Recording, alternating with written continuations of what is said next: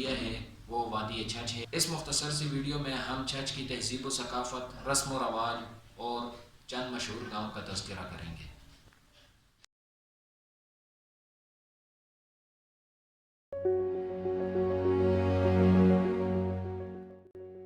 تاریخی اہمیت کی یہ خوبصورت وادی صوبہ پنجاب کے شمالی اور آخری ضلع اٹک میں واقع ہے۔ یہ وادی دریائے سندھ جسے اباسین اور دریائے اٹک بھی کہا جاتا ہے کے ساتھ ساتھ شرقاً غرباً تقریباً 19 میل لمبی اور شمالاً جنوباً 8 میل چوڑی ہے۔ تاریخی قلعہ اٹک اس خطہ کے مغرب میں واقع ہے۔ اس علاقے کے مشرق میں کوہ گنگر ہے، شمال مغرب کی طرف دریائے سندھ ہے، دوسری طرف جی ٹی روڈ ہے اور یہ ایک تکون بن جاتی ہے، اسے علاقہ چھچ کہتے ہیں۔ وادی چھچ کی تقریباً 70% آبادی پٹھانوں کی ہے۔ یہ وہی ہیں جو جنگ کے دوران یہاں جنگجو آئے تھے اور پھر یہاں ہی مقیم ہو گئے۔ پہلے یہاں کے گاؤں کی تعداد 84 کہی جاتی تھی، لیکن اب آبادی بڑھ گئی ہے تو گاؤں بھی زیادہ ہو گئے ہیں۔ وادی چھچ کا کل رقبہ 97,000 ایکڑ ہے، جبکہ قابل کاشت رقبہ اندازاً 63,000 ایکڑ ہے۔ ہزرو اس کا مرکزی قصبہ ہے جسے تحصیل ہیڈ کوارٹر بنایا گیا۔ وادی چھچ کا اوسط درجہ حرارت گرمیوں میں 30 سے 40 درجے سینٹی گریڈ جبکہ سردیوں میں 3 سے 12 درجے سینٹی گریڈ رہتا ہے۔ یہاں کی زمین ہر قسم کی فصلوں اور درختوں کے لیے موزوں ہے۔ یہاں کی سبزیاں اٹک، راولپنڈی، اسلام آباد، لاہور اور کراچی تک فروخت کے لیے بھیجی جاتی ہیں۔ یہاں کے خربوزے اور تربوزے شیرینی اور خوبصورتی میں مشہور ہیں۔ وادی چھچ کی مشہور ڈش کٹوا ہے جو بھینس یا گائے کے گوشت سے مٹی کے برتن میں خاص انداز سے بنایا جاتا ہے، جو ذائقے سے بھرپور ہونے کے ساتھ ساتھ صحت بخش بھی ہے۔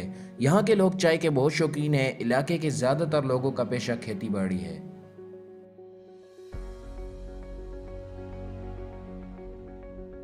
بزرگوں سے سنا ہے کہ وادی چھچ شروع میں ایک بہت بڑی جھیل تھی۔ جو ہی جھیل کا پانی اترتا گیا دلدلی زمین نظر آئی۔ سکندر اعظم یونانی جب 326 قبل مسیح میں ہندوستان پر حملہ کرنے کے لیے یہاں سے گزرا تو اس نے اس دلدلی زمین کو چچ کہا۔ کچھ مورخین اسے راجہ داہر کے باپ راجہ چچ سے منسوب کرتے ہیں جو سندھ کا راجہ تھا۔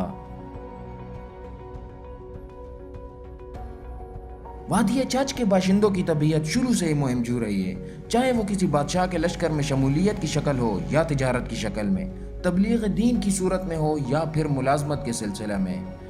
الغرض یہ ہر دور میں سرگرم رہتے نظر آئے ہیں۔ یہی وجہ ہے کہ موجودہ دور میں وادی چھچ کے باسی پاکستان کے دیگر علاقوں کے رہنے والوں کی نسبت زیادہ تعداد میں انگلستان، امریکہ، کینیڈا، آئرلینڈ، سعودی عرب، Qatar, Kuwait, Oman, Iran, Thailand, Vietnam, Japan, Australia اور بھارت میں آباد ہیں اور وطن عزیز کے لیے لاکھوں ڈالر کا زر مبادلہ کما رہے ہیں۔ اندرون ملک بھی چھچ کے باشندے ملازمت یا کاروبار کے سلسلہ میں مختلف چھوٹے بڑے شہروں میں مقیم ہیں۔ راولپنڈی شہر کا ایک محلہ چھچیوں کے نام سے منسوب ہے۔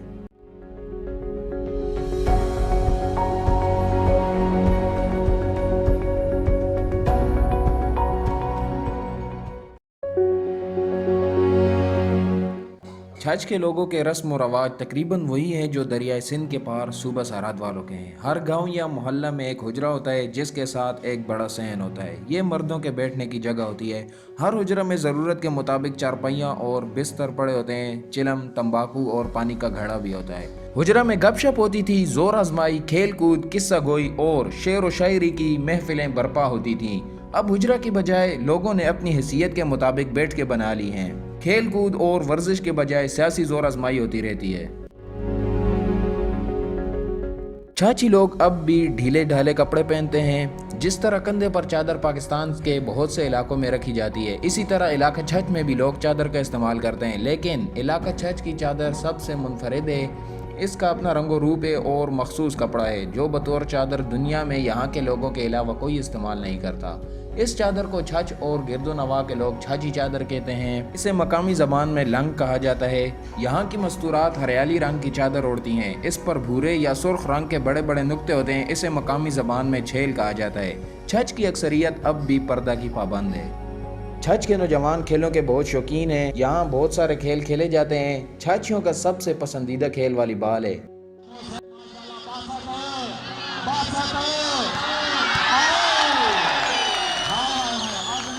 والی بال کے بہت بڑے بڑے ٹورنامنٹ یہاں منعقد ہوتے ہیں جن میں تماشائی بہت بڑی تعداد میں شرکت کرتے ہیں۔ والی بال کے بعد یہاں کرکٹ کا کھیل بہت مشہور ہے۔ کرکٹ کے ٹورنامنٹ بھی چھچ میں منعقد ہوتے ہیں۔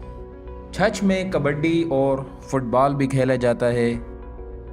وادی چھچ میں 3 زبانیں بولی جاتی ہیں جو ہندکو، پشتو اور اردو ہیں۔ سب سے زیادہ بولے جانے والی زبان ہندکو ہے۔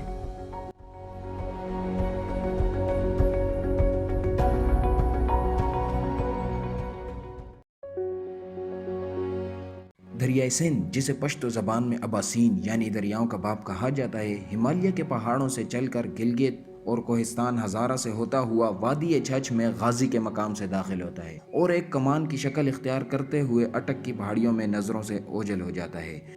دریائے سندھ نہ صرف ایک دریا ہے بلکہ یہ دنیا کی ایک عظیم تہذیب، ایک عظیم ملک، بلکہ پورے بر صغیر ہند و پاکستان کا نام ہے۔ ہر 2 ممالک میں چھوٹے بڑے دریاؤں کی کمی نہیں، لیکن جو اہمیت اور تقدس دریائے سندھ کو حاصل ہے وہ کسی اور کے حصے میں نہیں آتی۔ جو تیزی دریائے سندھ اپنے اندر رکھتا ہے نہ گنگا میں ہے اور نہ ہی دجلہ، فرات اور دریائے نیل میں ہے۔ یہی وجہ ہے کہ اس نے اباسین یعنی دریاؤں کے باپ کا اعزاز حاصل کیا ہے۔ دریائے سندھ مختلف علاقوں میں مختلف ناموں سے پکارا جاتا ہے۔ انتہائی شمال میں اسے کنکار اور کیلاس کہا جاتا ہے، تبت میں اسے شیر ببر کہا جاتا ہے، وادی چھچ اور پختونخوا میں اباسین کے علاوہ اسے نیلاب بھی کہا جاتا ہے۔ یونانیوں نے اسے سندوس کا نام دیا جو بعد میں انگریزی زبان میں انڈس بن گیا۔ آریاؤں نے اسے تند و تیز موجوں کی وجہ سے سندھو کا نام دیا جو سرکش گھوڑے کو کہا جاتا ہے۔ دراصل غازی بروٹا کی نہر نکلنے کی وجہ سے اور تربیلا ڈیم کی تعمیر کی وجہ سے اس کا پرانا دم خم اب نہیں رہا، اس کی حیثیت اب لاہور کے بڈھا راوی جیسی ہو گئی ہے۔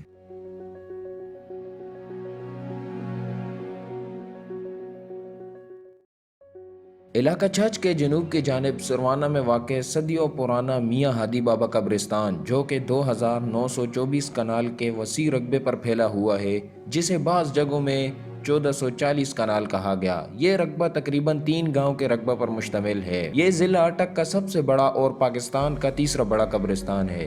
یہ اتنے وسیع تر پیمانے پر پھیلا ہوا ہے کہ پاک فوج بھی اسے اپنی خاص مشقوں کے لیے استعمال کرتی ہے، جسے شاہ اسماعیل شہید کیمپ کے نام سے جانا جاتا ہے۔ قبرستان کے سینٹر میں میاں ہادی بابا کے نام سے ولی اللہ کی زیارت بھی بنی ہوئی ہے، جہاں جمعرات والے دن زائرین کی بھیڑ رہتی ہے۔ ہزرو ضلع اٹک کا ایک مشہور شہر ہے جو راولپنڈی اور پشاور کے تقریباً درمیان میں واقع ہے۔ یہ شہر تحصیل ہزرو کا صدر مقام ہے۔ ہزرو کے بانی ہزرو بابا رحمۃ اللہ علیہ کی قبر شہر سے آدھ میل کے فاصلے پر شمال کی جانب واقع ہے۔ بندوبست قانونی کے مطابق 300 سال قبل حاضر خان نے ہزرو کی بنیاد رکھی۔ پرانے ہزرو شہر کے 6 دروازے تھے جو شام کو بند کر دیے جاتے تھے اور صبح سویرے کھول دیے جاتے تھے۔ 1880 میں زمینداروں کے مطالبہ پر ہمیشہ کے لیے کھول دیے گئے۔ ان سب میں کشمیری دروازہ مشہور ہے جو پرانے شہر کی مغربی جانب ہے۔ موجودہ دور میں ہزرو بدستور پھلتا پھولتا شہر ہے۔ آبادی پہلے کی نسبت کافی بڑھ گئی ہے۔ شہر کی فصیل سے باہر کافی بڑی بڑی عمارات اور پر رونق بازار بن چکے ہیں۔ عالیشان مسجدوں کے مینار اب بھی دور سے دکھائی دیتے ہیں۔ ہزرو میں ہر اتوار میلہ مویشیاں لگتا ہے۔ گورنمنٹ کالج ہزرو 1982 میں قائم ہوا اور 1989 میں اسے ڈگری کالج کا درجہ دے دیا گیا۔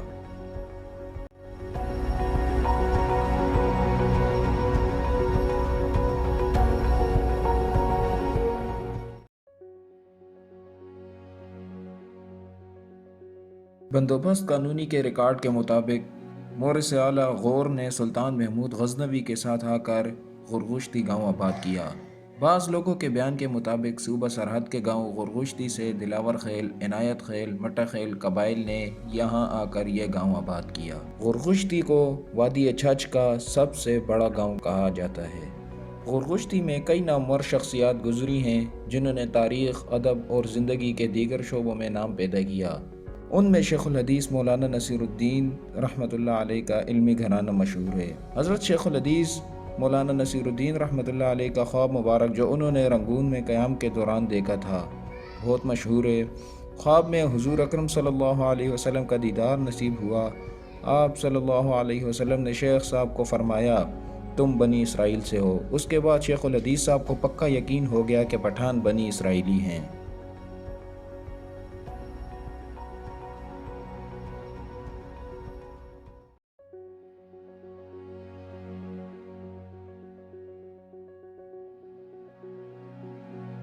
شاہراہ اعظم کے جنوب میں اندازاً 2 میل کے فاصلے پر کامرا نام کی آبادی 3 حصوں پر مشتمل ہے جنہیں کامرا کلاں، کامرا خرد اور پنڈ سلیمان مکھن کہا جاتا ہے۔ ان آبادیوں کے جنوب میں ایک کامرا پہاڑی ہے جسے مقامی زبان میں پڑی کہا جاتا ہے۔ حال ہی میں پہاڑی کی چوٹی تک کشادہ سیڑھیوں کا راستہ بنایا گیا۔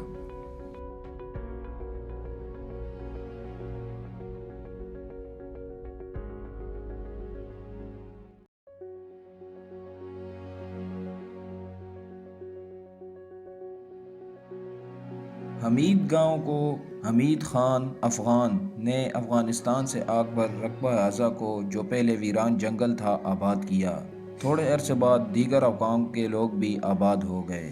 گاؤں کے زیادہ تر لوگوں کا پیشہ زراعت ہے، مال مویشی کی تجارت بھی کرتے ہیں۔ کچھ خاندان اندرون و بیرون ملک ملازمت اور تجارت کے سلسلے میں آتے جاتے ہیں۔ یہاں کے حضرت مولانا عبد الرحمن صاحب رحمۃ اللہ علیہ مشہور عالم دین گزرے ہیں۔ شیخ الہند مولانا محمود حسن صاحب کے شاگرد تھے۔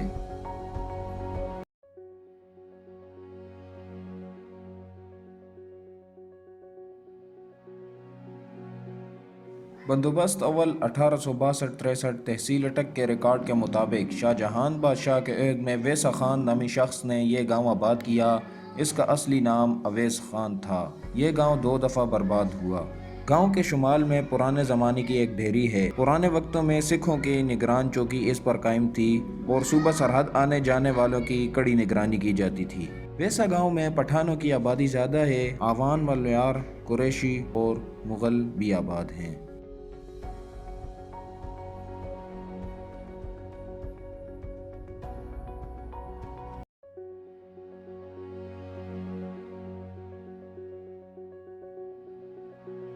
گوندل گاؤں شاہراہ اعظم کے جنوب کی طرف واقع ہے۔ بندوبست قانون کی ریکارڈ کے مطابق محمد صدیق نے ہمایوں بادشاہ کے عہد میں سے آباد کیا۔ اس کے خاندان میں ایک شخص کو قاضی مقرر کیا گیا جس کی بنا پر اس کی اولاد قاضی کے لقب سے پکاری جاتی ہے۔ گوندل میں ہر سوموار کو منڈی مویشیاں لگتی ہے۔ پنجاب و سرحد سے بہت سے بیوپاری اور خریدار اس منڈی میں آتے ہیں۔ حکومت کو گوندل منڈی سے سالانہ لاکھوں روپے آمدن ہوتی ہے۔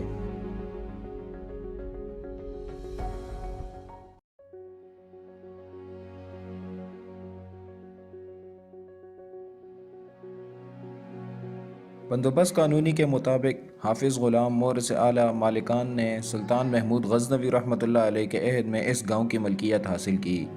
اس کے بیٹے کا نام سید خان تھا اور پوتوں کے نام گجر خان، شاہی خان، نور خان کی وجہ سے شاہی خیل، نور خیل اور گجر خیل مشہور ہوئے۔ مورث اعلیٰ کی گود تاجک کی وجہ سے اس گاؤں کا نام تاجک پڑ گیا۔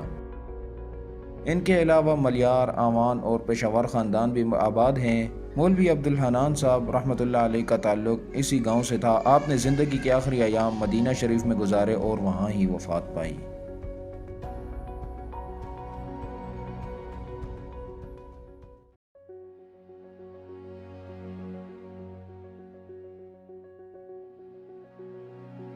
بندوبست قانونی کے ریکارڈ کے مطابق اندازاً 400 سال گزرے شادی خان نامی شخص نے دریائے سندھ کے کنارے پر یہ گاؤں آباد کیا۔ بندوبست قانونی سے 42 سال پہلے یعنی انگریزوں کی آمد کے وقت فتح خان، خیر اللہ و شیر اللہ مالکان ساکنان ملاح نے مقرر موجودہ جگہ پر آباد کیا۔ اس کے بعد کبھی یہ ویران نہیں ہوا۔ اگر شادی خان گاؤں کی بات کی جائے اور کرنل شجاع خانزادہ شہید رحمۃ اللہ علیہ کا ذکر نہ کیا جائے تو یہ بڑی ناانصافی کی بات ہے۔